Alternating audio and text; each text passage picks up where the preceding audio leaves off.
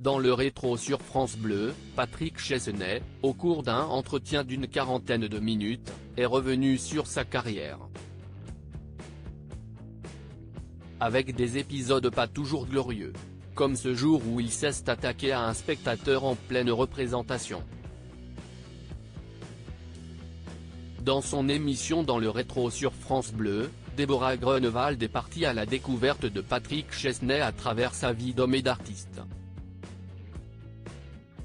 L'occasion de revenir sur un parcours pas toujours heureux, comme lorsque son fils Ferdinand décède tragiquement en 2006 à l'âge de 20 ans dans un accident de voiture. Pendant très longtemps, il continua à l'appeler sur son téléphone. Juste pour entendre le son de sa voix et lui parler, j'entendais sa voix, vous pouvez laisser un message, je vous rappelle etc. Donc j'aimais bien entendre sa voix, qui était une voix plutôt joyeuse.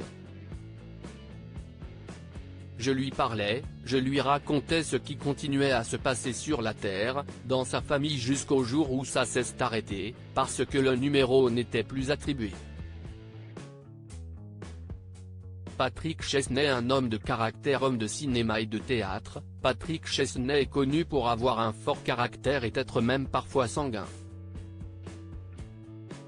Comme ce jour où au théâtre, il s'en prit à un spectateur, je ne sais pas si est la période la plus glorieuse de mon existence. Mais effectivement je suis au théâtre Montparnasse et apparemment le spectacle ne plaisait pas à deux couples qui le faisaient savoir et qui n'arrêtaient pas de faire des commentaires sur ce qu'il se passait en scène, donc c'était très énervant et déstabilisant aussi, a-t-il commencé à raconter. Poussé à bout, l'acteur met un coup de boule à un spectateur professionnel, prenant sur lui, Patrick Chesney poursuit alors en expliquant qu'il va finir par craquer, à un moment, je devais m'écrouler en pleurs.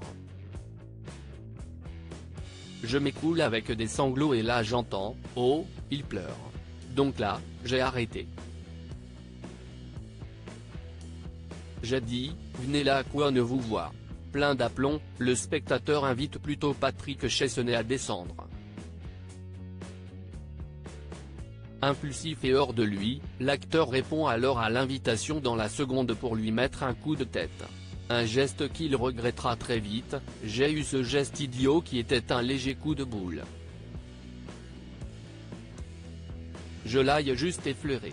Mais ça a quand même fait un scandale évidemment.